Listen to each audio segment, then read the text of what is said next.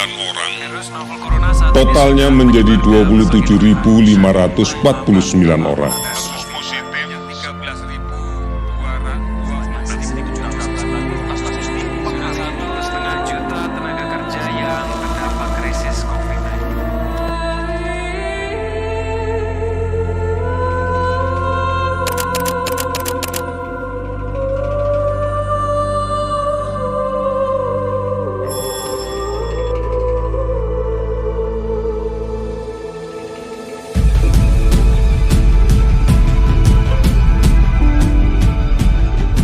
Bagi banyak orang, kalender tahun 2020 hingga 2021 ini seakan waktu yang tak bergerak. Kalaupun terasa, 2 tahun ini penuh lembaran hitam yang hanya berisi kisah sedih, penuh penderitaan. Kegalauan mengisi hari demi hari. Ya, sejak tanggal 2 Maret 2020, saat Presiden mengumumkan adanya warga Indonesia yang terkonfirmasi positif COVID-19, semua pihak, baik pemerintah, apalagi warga, mulai ketakutan. Wabah COVID-19 yang sejak akhir tahun 2019 menjadi pemberitaan utama dan dikhawatirkan banyak orang ternyata juga melanda tanah air. Pembatasan sana-sini dilakukan, kehidupan berjalan sudah tidak lagi seperti biasanya. Waktu terus berjalan. Alih-alih solusi bisa segera ditemukan, dunia bahkan memerlukan waktu setahun untuk menghasilkan vaksin anti-COVID. Bagi negara yang belum bisa menghasilkan vaksin sendiri, menjadi tergantung, harus mengimpor atau menunggu bantuan vaksin dari negara-negara kaya dan WHO dalam skema COVAX. Namun, upaya umat manusia memerangi COVID-19 bukanlah perkara mudah. Varian-varian COVID-19 pun bermunculan yang semakin ganas dan semakin mudah menular. Seperti halnya, varian Delta yang pada bulan April hingga Mei lalu telah menciptakan tsunami wabah di India. Celakanya, upaya penguncian yang dilakukan tetap saja gagal membendung masuknya varian tersebut. Varian Delta menjadi momok menakutkan. Seketika, jumlah kasus di tanah air melonjak di angka yang tidak pernah diduga sebelumnya. Orang yang tertular COVID-19 tidak hanya kita ketahui dari media massa, tetapi telah mendatangi tetangga, kerabat, bahkan telah masuk ke rumah kita. Berita duka setiap saat kita terima. Tak terhitung raungan sirine ambulans pengantar ke rumah sakit maupun ke tempat pemakaman yang berseliweran. Rumah-rumah sakit kebanjiran pasien COVID. Meski telah menyediakan tenda darurat, namun tetap saja tak mampu menampung warga yang terpapar, alih-alih merawat mereka. Bagi mereka yang tidak kebagian tempat perawatan, terpaksa harus melakukan isolasi mandiri. Bagi yang tidak bergejala, hal ini memang bisa dengan mudah dilakukan. Namun, bagi mereka yang bergejala, kesulitan demi kesulitan harus dihadapi. Mulai dari melonjaknya harga obat, kelangkaan tabung oksigen untuk digunakan di rumah. Melihat kondisi ini, pemerintah pun harus menarik rem darurat dengan menerapkan PPKM Mikro Darurat. Kebijakan tersebut harus dilaksanakan warga di tengah kesulitan ekonomi yang kian membelit. Semua orang berharap pembatasan pergerakan dapat menurunkan tren penularan. Pada 13 Januari tahun 2021, pemerintah baru dapat melakukan vaksinasi, di mana ditargetkan hingga akhir tahun telah dapat merampungkan vaksinasi bagi 208 juta warga negara Indonesia. Beruntunglah, di tengah perebakan COVID-19 varian Delta yang sangat menular, langkah vaksinasi semakin cepat hingga membangkitkan kembali optimisme kita meski banyak pengorbanan yang telah dirasakan. Kita semua pun kembali diingatkan untuk tidak lengah dalam menerapkan protokol kesehatan jika tidak ingin angka penularan melonjak kembali.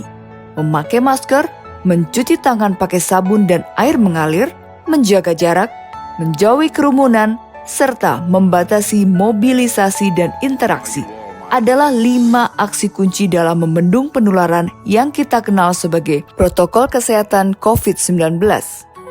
Selain perilaku disiplin tersebut, pemerintah juga berupaya untuk semakin menekan penyebaran virus COVID-19 dengan gerakan 3T, yaitu testing, tracing, dan treatment. Harapan untuk kondisi yang lebih harus terus kita pupuk. Semangat hidup juga harus dinyalakan terus untuk dapat melalui masa-masa sulit ini. Langkah inovasi pun dilakukan, seperti di Tangerang Selatan, di mana pemerintah daerah setempat menyediakan fasilitas kamar isolasi bagi pasien positif COVID-19 yang dibuat lebih nyaman. Dengan menghadirkan konsep glamour camping atau glamping. Glamping disajikan bagi pasien yang sedang menjalani perawatan COVID-19 sehingga mereka merasakan seperti sedang berlibur. Sarana ini merupakan konsep baru yang dihadirkan di Rumah Lawan COVID atau RLC yang sebelumnya menyediakan fasilitas kamar-kamar layaknya kamar di rumah sakit.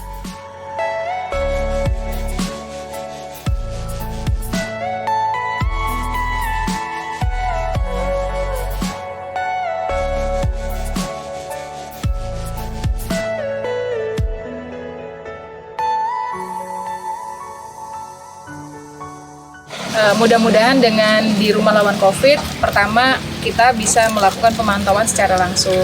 Yang keduanya dengan pemantauan secara langsung kita bisa tahu seperti apa sehingga pada saat mereka keluar dari Rumah Lawan COVID, alhamdulillah sudah sehat. Pertama kali tahu Rumah Lawan COVID Tangsel yang aku tahu harus isoman di sana. Aduh, kayaknya suasananya bakal ngebosenin karena memang ya namanya isolasi mandiri pasti kan bosen di kamar gitu, nggak ada suasana yang berbeda dari di rumah. Tapi ternyata sampai sini beda ya, kok kayak di villa ya, kok kayak di puncak ya, kayak kita lagi liburan gitu, liburan biasa. Makanannya enak, suasananya di sini dingin.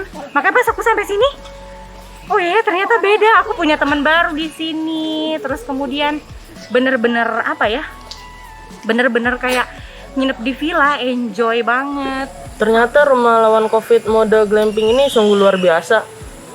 Ya membuat gue nyaman, kita nyaman, saya nyaman, enjoy. Intinya pemerintah Kota Tangerang Selatan sangat keren lah bisa ngebangun ini. Dan yang saya tahu baru ada ini di Tangsel. Konsep glamping yang diusung bagi pasien isolasi COVID-19 di RLC tersebut diharapkan mampu memberi efek positif bagi imunitas pasien karena dibangun dan dirancang untuk menambah suasana nyaman seperti berada dalam suasana liburan di tengah kota. Ruang isoman COVID-19 bertema glamping yang ada di RLC terbagi dalam 2 zona yang keseluruhannya memiliki 300 tempat tidur. Setiap tenda akan disediakan dengan fasilitas yang lengkap, di mana setiap pasien akan disediakan ruang privasi. Setiap kamar tersedia penyejuk ruangan, mesin cuci, jemuran, tempat santai, wifi, TV, dan lainnya. Fasilitas ini diharapkan dapat menampung lonjakan kasus COVID-19 seperti yang terjadi sejak bulan Juni 2021.